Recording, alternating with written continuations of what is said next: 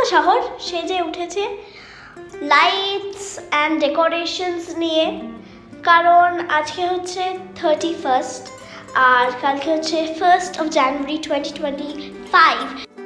কিন্তু কিছু মানুষের জন্য এই 1st January 2025 তারপর 31st December 2024 এমন কোনো স্পেশাল দিন নয়, এটাও এই দুটো দিনও একটা নর্মাল দিন।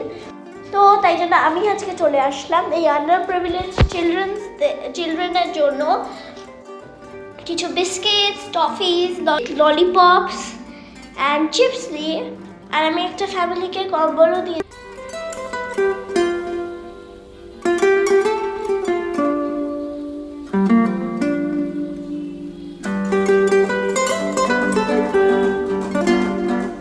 সো এবছরে ওদের 31st ডিসেম্বর, তবু ওরা একটু খুশি হয়েছে, তো ওরা খুশি হয়েছে, আমিও খুব খুশি হয়েছি।